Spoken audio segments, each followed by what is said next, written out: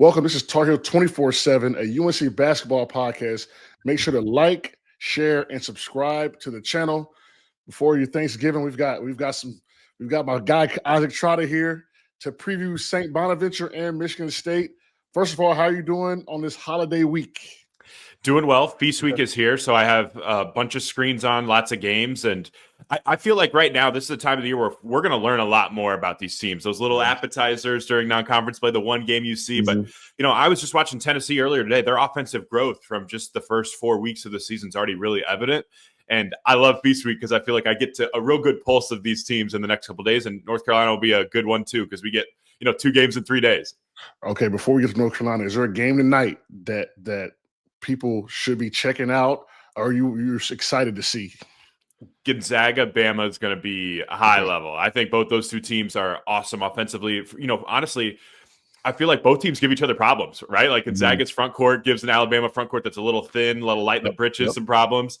Gonzaga's young guards, like, welcome to the party. Here comes LeBaron Philon and Aiden Holloway. So this is going to be a heavyweight fight for sure. And I think both of these offenses are set up to succeed out in Vegas. But that's the one I got circled. And the Players Era tournament is weird. I can't even figure out this bracket. It's like you go 2-0, then it's point differential. How many points have you scored? I don't know, but I'm just excited to see who we end up getting on that third day later this week. There's a lot going on in Gonzaga. Looks like Mark Few's, best defensive and most physical team he's ever had. So it'll be interesting to see how successful he is with that style of play.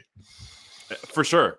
And that it's fun because I feel like they lost Ryan Nembhard, and I'm like, oh man, like you lose that, are they going to be better? I'd like their young point guards play early, but again, this week is one of those like, hey, you could look good in the first couple of weeks, but on short turnarounds in a neutral site, like how good are you? Like that's the fun part about it. And a lot of these new look teams, I feel like their rotations are going to kind of be set based off how they play this week. You know what I mean? It feels like a lot of those roles are going to get earned and ironed out in the next 24 to 48 hours. For sure. So now we're getting to the Tar Heels. They just landed. They're about 2 hours south of me. I'm going to be down there. I'm going to go to the Michigan State game. I'll probably go to practice on Wednesday. But before we get to that, let's start with the Tar Heels, how they got past Navy last week. Kind of lots of ebbs and flows. The game was up and down. Players had a players-only meeting. Is that cause for concern? What do you think about that? What do you think about the Navy game? I didn't like how it ended. There were a lot of lethargy, just weird possessions down the stretch. Kyan Evans, I think he finished 1 for 8 from 3. I thought he got great looks, like 8 wide open threes. If you feel like a good shooter like that makes 2 or 3 of those instead of 1, maybe there's a little bit more of a separation there. So I wasn't overly concerned. The players only meeting, I kind of want to toss that back to you because you've actually been in those locker rooms. I don't put a ton of stock into them. Do these actually work? It depends on the dynamic. Now, players only meetings, I don't think should happen this early because I've never had one happen this early. I guess if the season doesn't start off strong, but the best players only meetings I had were like when roles were carved out. And I feel like as Carolina, roles are carved out. I don't feel like anyone's not doing what they need to do in the role they're supposed to do. So it's interesting what does that mean? Maybe Coach Davis is putting a little pressure on him, like, hey, look, this is the best team we've had since I'm almost most talented team. We need to get it together because St. Bonaventure is not going to be able to walk over Michigan State. And so maybe that was a message. Hey, look, if we do not play well and not get our stuff together, we will be 0-3 coming up. So that's the only reason I can think, but I'm not a big fan of team meetings, honestly. Why? Why don't you like team meetings? I think it's like lipstick on a pig type moment. Now there's definitely certain times when it's needed, but like I said, most of the times when I've been in a team meeting that was good, it was like, hey, look, this is your role. This is your role. You need to pass the ball. You need to do this. You're a bad teammate, and it's just put it on the table. I don't think the Tar Heels at 5-0 had a put it on the table moment, me personally. So that's my take. Agree. Yeah, I think that makes a lot of sense. I think it was more just of like how we played down the stretch just can't happen. I felt like, when we saw some of it with Caleb Wilson's comments after the game, he felt like they took their foot off the pedal a little bit, just like that urgency wasn't there. And I understand. I think that's human nature. I also think it's human nature after something like that happens, and now we're going on the road together for the first time as a team. Like, well, I guess second time, because the BYU exhibition does certainly help with that. But first time and for real, like, it's time to go. And I think that's where I think that's where losing Seth at times does hurt them on the floor, because I felt like Seth gives them a little bit more bite defensively. And I didn't see that against Navy. I didn't see a lot of perimeter point of attack bite from that group. And that's going to be really tested, because I think both Bonaventure and Michigan State, we'll get into these two teams, they both have guards that like walk onto the floor thinking they're bad MFers. Like really, and I like that. And if Carolina's not ready to match that, like it's going to be a long day. Yeah, one of my close friends, he's a Lakers scout, and he went to Carolina Pro Day. I think Carolina had a pro day. I believe they had a pro day, and he went to a lot of schools, right? And he said, "Look, man, Tar Heels, you guys got the bigs, you got the size." He's like, "I worry about the guards from what I've seen, right?" Like, and that was just one concern. So this is going to be the test, right? Like, can they hold their own? Obviously, we know Michigan State and what they come with. But let's start at St. Bonaventure. They're 5-0. Woj is their guy at the helm. New GM. For those that don't know, what can you tell us about that team? So they're off to undefeated start, right? So 5-0. They've played well. Now they haven't played any high major teams, but Bradley's a good team in the Missouri Valley, and they were able to hang on and win that game. I think the first thing that pops out to them, to me, their top 7 guys are all veterans. Like, they're all adults. I think they have one sophomore, technically, Joe Grahovic, I think is how you say his name, but he's 23 years old. Kind of a weird story. I'm sure on the broadcast they will touch on it. His long winding story from JUCO and not having a lot of time. But a very old team. They have old guards too, and I think the head of the snake really is Daryl Simmons, the transfer from Gardner Webb. He's 5'11", so he doesn't have great size, but I'm telling you, he walks on the court thinking he is the best guard in the game. And he has a really good pull-up jumper. He can pull from deep. He hit over 83s last year. He really kind of makes them go. So this is a big team. They're going to have great size. Like, they're going to have, honestly, like, not elite high major size, but solid high major size. 6'10", 6'8". Frank Mitchell's a former high major player who was at Minnesota, and they got guards like who can absolutely go. I think one thing about them that I do appreciate from the roster building perspective is they kind of paired like an offensive first guard in Daryl Simmons with a defensive first guard who kind of wants to set the table in Desante Bowen. So those guards kind of like coalesce together to be kind of nasty. And that's a nasty looking backcourt right there that UNC has to punch in the mouth first, because if they don't, like, you're going to get punched. Like, these two dudes are very, very physical and very, very like they're ready to go. They're good competitors. Like, I don't feel like it's a situation where Bonaventure is going to let go of the rope anytime during that 40-minute game. Yeah, I think this is a game that they have to lock in on, focus on. You cannot think about Michigan State. You cannot overlook them. And when I say overlook, like, I've been in these games. Like, I remember we were number 1 in the country. We played in Vegas. We played UNLV. We had some big time games, something with Kentucky and some other teams, and we're like, we're just going to walk into Vegas, get us a win, and we lost. So that's what I would probably stress, man, if I could tell, like, look, this focus on tomorrow and let's get past, because St. Bonaventure's a well-coached team. They're a well-coached run program. So that worries me a little bit looking ahead. And then you got the pressure of Michigan State and Kentucky. So let's knock this one out and go from there. I think the one benefit too is Bonaventure isn't a really high volume 3-point shooting team. So I think if you're kind of that kind of plays into Carolina's hands a bit, because I don't see a ton of success for them, like trying to attack the rim and go up against Henry and Caleb. It feels like if you could turn them into a jump shooting team, that's going to be something that's interesting. One early stat too with Bonaventure, teams are shooting just 51% at the rim against St. Bonaventure this year. That's one of the best marks in college basketball. Now, granted, going up against Bradley's front line, going up against Carolina's front line, a little different story. So, like, we all understand that. But this is a group that, like, they guard their yard. And they will protect the rim at a very, very high level, I think, this year. I think this team can be one of the better defensive teams in the A10.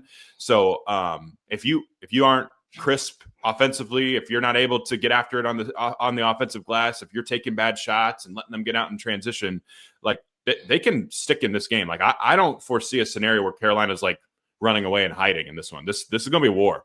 Yeah, I agree. I mean, even last year, St. Bonaventure was kind of in the metrics, kind of top 25-ish, and then they kind of fell off a cliff. So hopefully our Tar Heels can get it done. And then moving on to the marquee Thanksgiving matchup, I'll be somewhere in the stands after stuffing my face with turkey. They're going to face Michigan State, who's also 5-0 and impressive at that 5-0. What should we expect to see out of Michigan State? What do you think about this game? So Michigan State, like defense, rebounding, and running, like that's kind of like their tenets. But to me, like it's all about, do you take Jeremy Fears out of the game? You know, he has been awesome this year. He's played all 5 games, at least 9 assists in every single game. He's not a great shooter, but he's starting to be a competent shooter. And that's where I feel like the point of attack defense is going to be enormous in this one. Is that Kyan's job? Like, can you turn his water off a little bit? Because he manipulates defenses so well against Kentucky. Like, he was just masterful. He controls the low man. He finds open shooters in the corner. He knows how to spread you out a little bit in pick and roll coverage if you blitz him, and finds his little pocket passes there as well. So he's kind of mastered all the different reads and pick and rolls. So Carolina has to be really tied in and tight together. You know, Michigan State made a lot of threes against Kentucky. I don't think that's the strength of their team. I think it was honestly one good hot night. But again, I think it's one of those scenarios where you can't just leave them open either. Like, you have to be able to contest and be sound, even though I don't believe that this team's going to be a very good 3-point shooting team. But again, this is a fascinating one where, you know, all offseason we've heard, oh man, we really think our front court's awesome. Well, guess what? Like, Michigan State's front court will hit you, as we talked about last week. Like, Cohen Carr, Jackson Kohler, Carson Cooper, they are very, very physical. And so, you know, I think the one, you know, knock on this UNC front court is Henry isn't the most physical big. Like, Caleb's a little on the skinnier side. Like, and I think Michigan State is going to try to really punk them and overwhelm them a little bit with their physicality. And if we leave that game being like, hey, like Michigan State like didn't physically like bruise or battle Carolina or really batter them too much, I'll feel really good about their upside long term, because I feel like if you can hold up physically against Michigan State, you probably can hold up physically against just about everybody. Yeah, and you know, Fears, you got to think Fears' brother's on the NBA. He's been training with him. I mean, you could just tell the confidence that he has this year. I don't know where it kind of came from, but I'm sure it's him being in that gym and being with his NBA brother. And I mean, his brother's playing well. So what better person had to go against every day than a lottery pick? And then in reference to the shooting, right? Like, this was like Michigan State last year. If they get hot, it's kind of a buzzsaw. Just, you know, it can be a buzzsaw. So I think Carolina has to not let them see the ball go in. And when I say not let them see the ball go in, like Kentucky, you can't let them just shoot. They're decent shooters. Kentucky let them get rolling. And once the team gets rolling from the perimeter, it's a wrap. So that's the biggest thing. Don't let them see the shots go in. And you're going to have to grind it out. Michigan State was the most physical team I ever played against in my college career. Those big boys down there, I'm intrigued to see what they do with Visar and Caleb Wilson. It's going to be a good one. Yeah, no, and here's some other things too about it.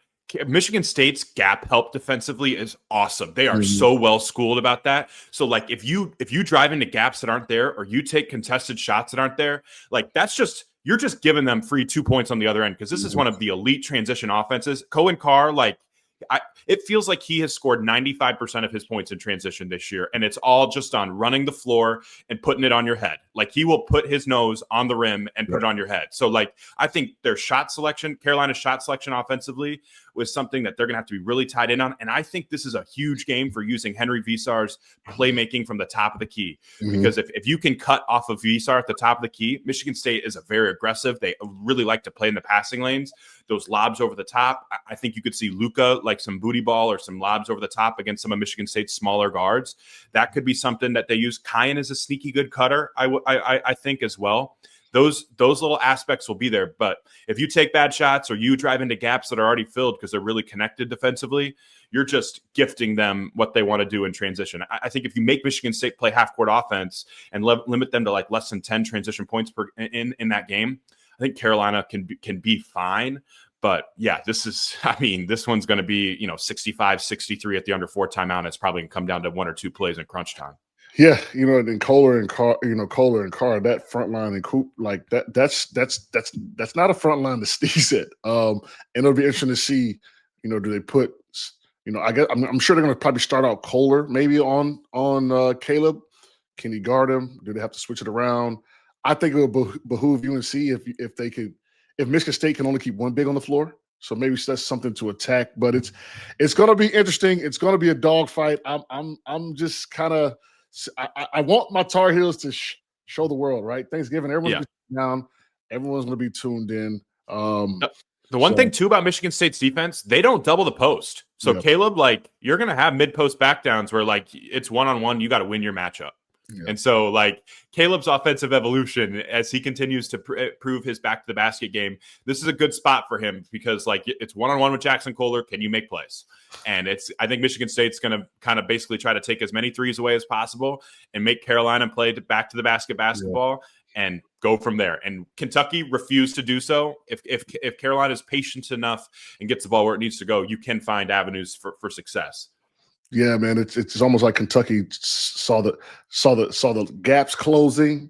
They saw the basket being covered, and they just started shooting, and they kind of just relented, right? Like hopefully Carolina, because we have the shooters to do that, right? Like that we can shoot. Coach Davis gives them the leash to shoot the ball at a high clip. So just don't settle, and we'll see what happens. I'm excited. I mean, if we get 2 out of the next 3 for 3, I think we'll be fine. It's a tough stretch coming up.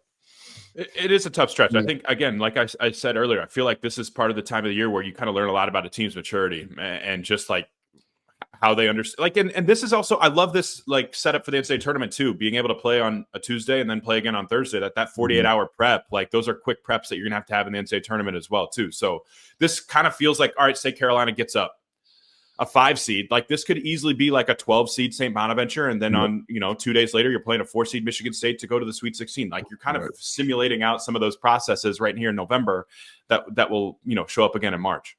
And it's beautiful down here, man. It's beautiful weather, so hopefully they're getting some sun, they're enjoying themselves. I'll be down in a couple of days. I want to thank you for coming on. Happy Thanksgiving. By the way, hold on before we leave. Favorite Thanksgiving food? Like, what's your favorite? What's your go-to? I baked mac and cheese. Oh, I knew you were. I knew you was down. You was down. Yeah, no, baked mac and cheese is where it's at. My grandpa usually makes some ribs too with it, so I'm down for that too. And then, I love any like sweet potato dish that has like pecans on top of it, like some form of brown sugar pecans. Those are my 3 go-tos. Look, you're invited to the cookout. You're invited. I'm in. I can't wait. I'm a honey baked ham guy. I like the mac and cheese. My mom actually made ribs last night. I took her recipe because I'm going to make something for Thanksgiving. So, look, enjoy yourself. Thanks for coming on. Hopefully, when we talk again, our Tar Heels have come out victorious, and appreciate you as always. Of course. Thanks for having me. And also, everyone at home, thanks for watching on YouTube and listening wherever you get your podcast. Be sure to check out TarHeel247.com for the latest wall-to-wall coverage of Carolina athletics. See you guys next time.